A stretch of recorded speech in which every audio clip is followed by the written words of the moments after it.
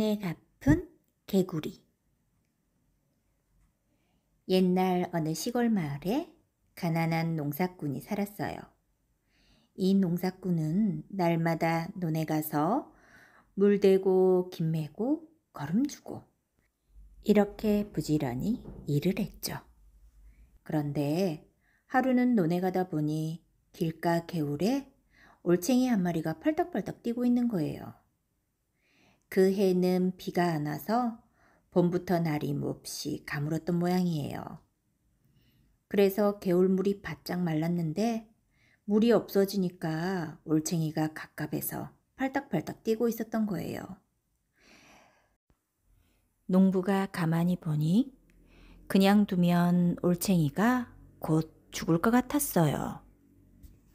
에이구, 저것도 이 세상에 살러 나왔는데 저러다 죽으면 얼마나 원통할꼬. 이렇게 생각하고 그 올챙이를 고이고이 손바닥에 얹어가지고 물이 있는 논에다 넣어줬어요. 논에는 늘 물을 대니까 올챙이가 죽을 일은 없었거든요. 그래 놓고 그 다음 날부터는 논에 가기만 하면 올챙이가 잘 사는지부터 들여다봤어요. 올챙이는 다행히 참 잘 자랐어요. 몸집이 점점 커지더니 다리가 나오고 꼬리가 짧아지고 얼마 뒤에는 개구리가 됐어요. 개구리가 되어서는 농사꾼이 나타나기만 하면 반갑다는 듯이 개굴개굴 울었지요. 그렇게 개구리를 동무 삼아 농사일을 하며 사는데 하루는 논에 가다 보니 웬 아이들이 개구리를 잡아가지고 놀고 있었어요.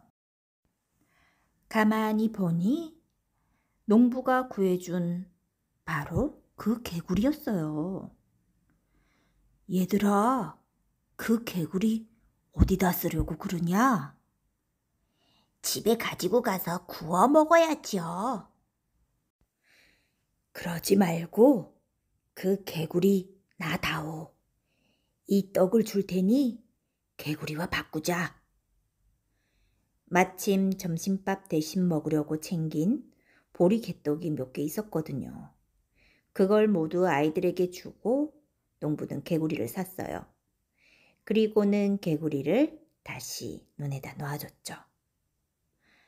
며칠이 지났는데 하루는 논에 나가 보니 개구리가 여느 때보다 더 시끄럽게 개굴개굴 울었어요. 왜 그러나 하고 들여다보니 개구리가 하얀 구슬을 입에 물고 있다가 툭 내뱉었어요. 뭔지는 모르겠지만 나 주려고 그러나 보다. 농부는 생각하고 그 하얀 구슬을 주워 호주머니에 넣어뒀어요.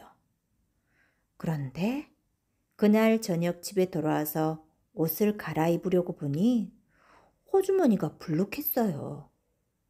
웬일인가 하고 들여다보니 호주머니 안에 쌀이 가득 들어있지 뭐예요. 하얀 구슬은 쌀 속에 그대로 들어있고 말이에요.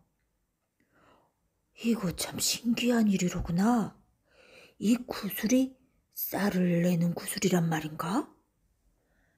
이렇게 생각하고 하얀 구슬을 빈 솥에 넣어봤더니 글쎄 비어있던 솥이 금세 쌀이 가득 차더래요.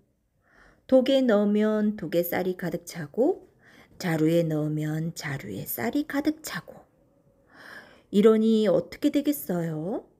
농부는 금세 부자가 됐죠. 독마다 자루마다 쌀을 가득 채워놓고 부자로 살게 되었어요.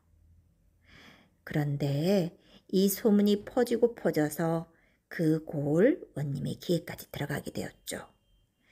그 고을 원님은 세상에서 둘째가라면 서러워할 욕심쟁이였는데 그 소문을 듣고 사람을 시켜서 농사꾼을 불러들였어요. 네 이놈, 그 구슬은 어디서 났느냐? 바른 대로 아뢰어라. 예, 논에 사는 개구리한테서 얻었습니다.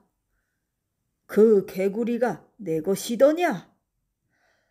제가 그 개구리 목숨을 살려준 적은 있지만 물가에 절로 사는 개구리를 어찌 제 것이라 하겠습니까? 그래? 그렇다면 본래 내 것이 아니란 말이렸다. 임자 없는 물건은 관청에 바치는 것이 나라의 법이니라. 그러니 그 구슬을 어서 바치거라. 원님이 이렇게 어거지를 쓰는데 당할 수가 있나요? 농부는 할 수 없이 구슬을 원님에게 갖다 바쳤어요. 그러고 나서 그 이튿날 논에 나가 보니 또 개구리가 여느 때보다 더 시끄럽게 개굴개굴 울어댔어요. 그래서 보니 이번에는 개구리가 노란 구슬을 입에 물고 있다가 툭 뱉어내는 거예요. 그걸 주워 가지고 또 호주머니에 넣어뒀죠. 집에 돌아와서 보니 이번엔 호주머니에 엽전이 가득 들어있지 뭐예요. 엽전을 내는 구슬을 이번엔 얻은 거예요. 구슬을 괴짝에 넣어두면 괴짝에 엽전이 가득 차고 뒤주에 넣어두면 뒤주에 엽전이 가득 차고 이러니 뭐 전보다 더 큰 부자가 되었죠.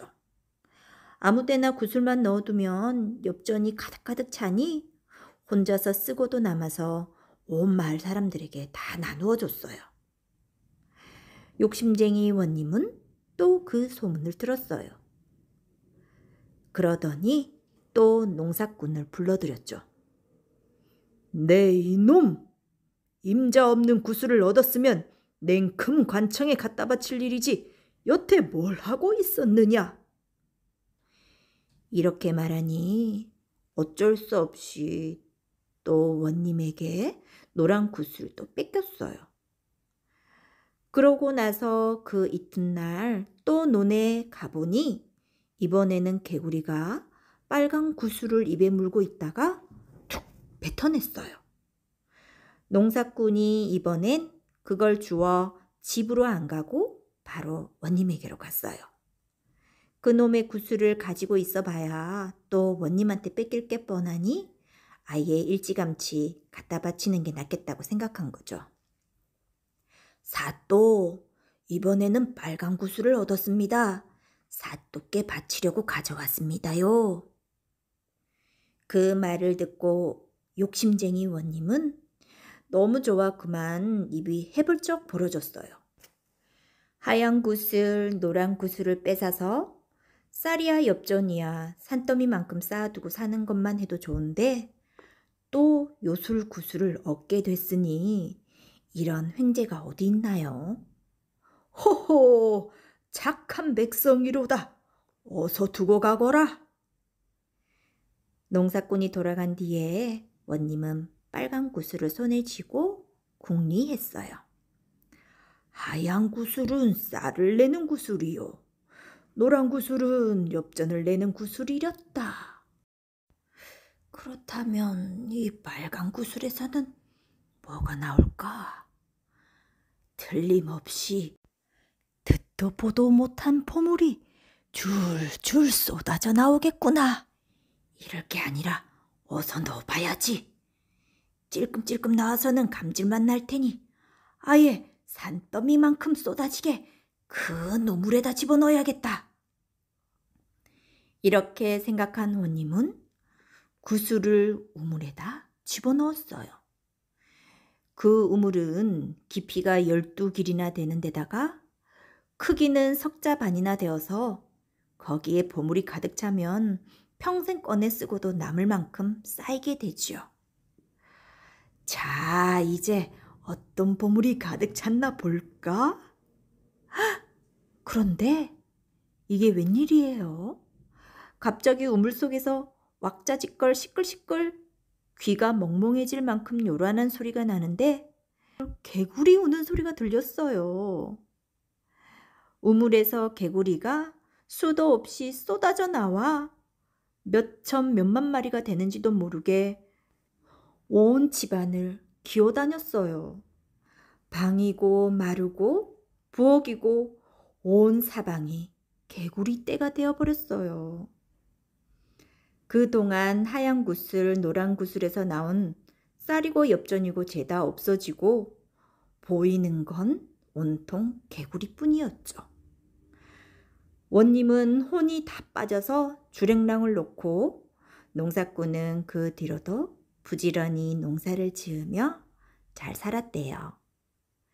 개구리들은 다 어떻게 됐냐고요? 요새 들판에 뛰어다니는 개구리들이 다 그 개구리들이래요.